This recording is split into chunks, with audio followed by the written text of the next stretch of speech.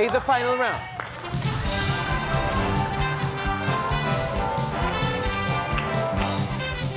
Yep. Good luck, good luck. Grabe.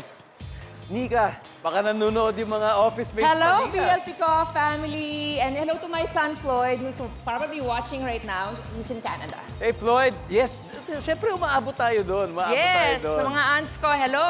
Yan, of course. And, Chris, ano bang influence ng iyong musika, Chris? Ako, rock talaga. Rock talaga?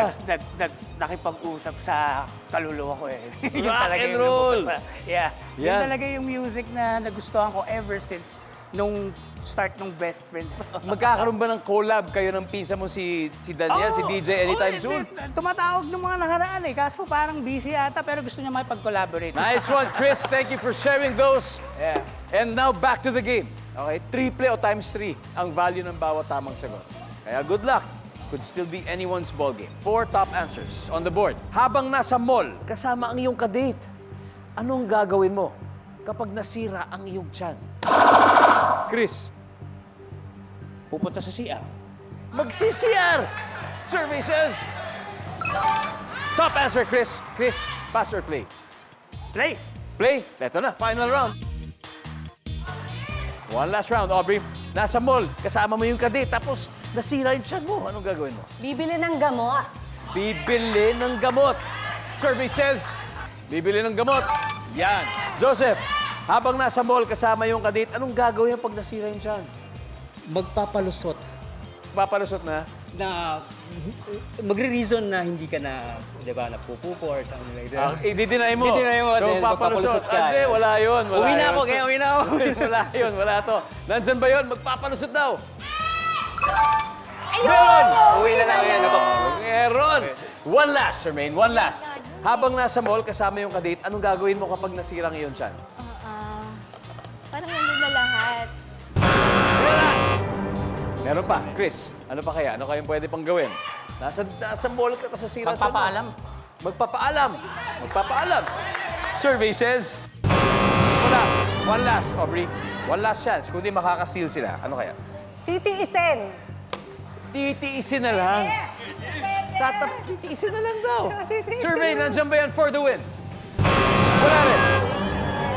Here's your chance. Your final chance. Nika, Hindi na lang, magre-rest. ulitin ko yung tanong ha. Nasa mall ka, kasama yung kadate.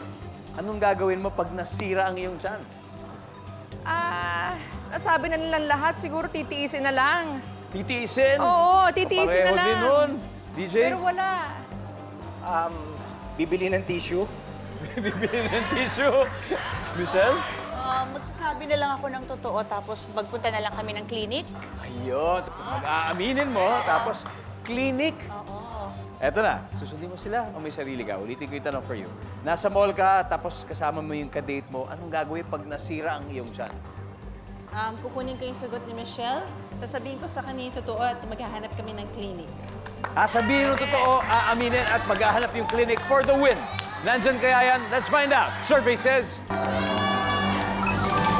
Yo!